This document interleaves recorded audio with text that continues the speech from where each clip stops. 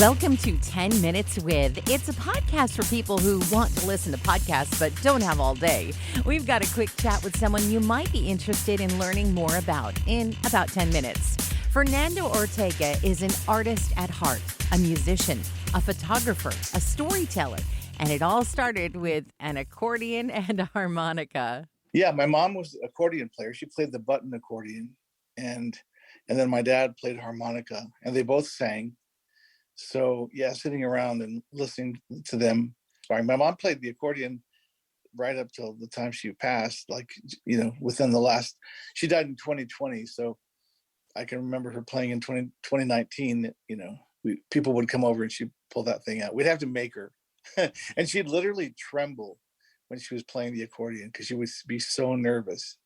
She took things very seriously. So.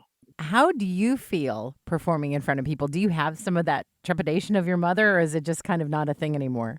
I rarely get, nervous unless something is out of the ordinary. Like say I'm sitting on the floor and the audience is on the floor around me, like close enough to touch so they can, see at my nostrils when I breathe in. I just be kind of nervous. Like there's something about like just a very close, intimate setting that I find a little intimidating. I've played Billy Graham crusades and Franklin crusades and Anna Graham Lotz crusades where there's, tens of thousands of people. And in those situations, the audience is so far away from you and there's lights on you. It's sort of hard to, I just never get nervous at stuff like that. You once had a piano teacher tell you God exists in the details. What are some of your favorite ways that you've seen our big God in small things? I know that my piano teacher was referring to just the minutest things, the minutest expressive things you do on the piano, like coming to a peak of a phrase and your hands, creating a crescendo. And also inside of you have to create that crescendo, and then slowly tapering off to the last note of that phrase, and then just kind of really delicately hitting it, and then also playing scales, so in a way that they were clean and even.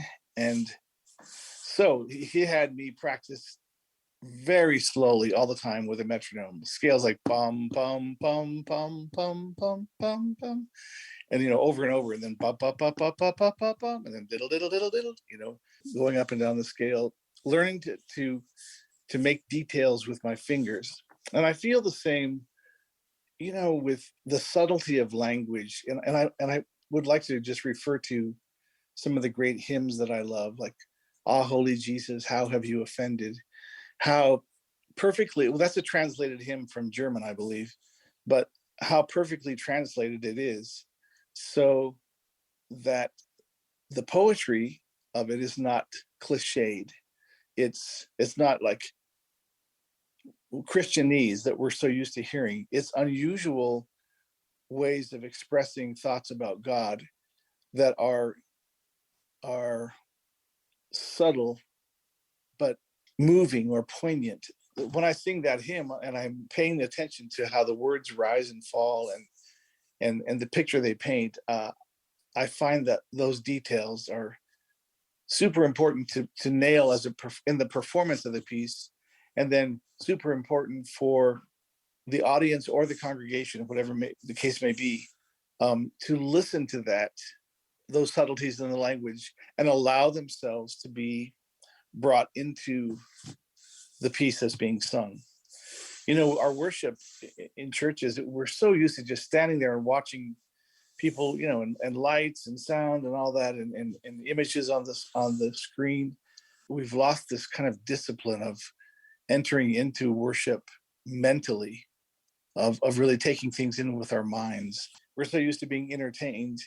And frankly, so much worship music today is geared that way. We're in this culture now that just has been conditioned for immediate cessation of all the senses.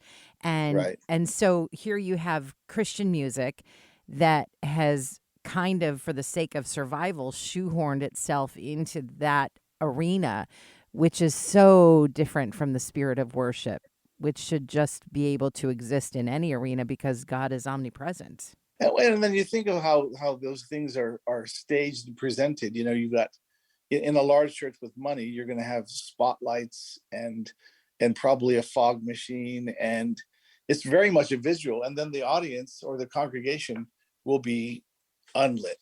So it's a very much a focus on the personalities on stage. And I'm not saying this totally wrong. I'm just saying it makes, when that becomes the standard of worship, it makes a church without the budget to do that, but they feel the need to try and do it. It can seem insincere at that point. I think so too. Yeah. I want to talk some about you being an artist, which for most people who I would interview, music would kind of be the scope of that. But you have all of these other artistic passions. Can you talk some about things like visual arts as ministry? I posted a video of the hymn that I was telling you about just now, "Ah, Holy Jesus, how have you offended?" I think it's so beautiful. A friend of mine does beautiful work on videos and presentations like that. He builds stage sets for big rock bands and country bands, and he's very talented. But so "Ah, Holy Jesus" is a hymn of Christ's journey to the cross, and how Simon came in and at one point helped him carry that cross. And then he ends when he gets to the top of the hill of Golgotha. But the song says, "Ah, Holy Jesus, how have you offended? That mortal judgment has on you descended. By foes derided, by your own rejected, oh, most afflicted." That's the first verse. But I compiled a bunch of sacred art images. I'm saying sacred art that is religious in nature. And images of Christ walking to the cross, images of Simon helping him carry the cross, images of the crucifixion and the agony that Jesus went through. And, for the most part, I think the response has been really fantastic. As people watch these images, they've said they just never thought about those Christ's journey to the cross in the same way. You can't look at an image and say, this is what Jesus looked like. Then you start to become this sort of, bordering on the idolatrous, if you're not careful.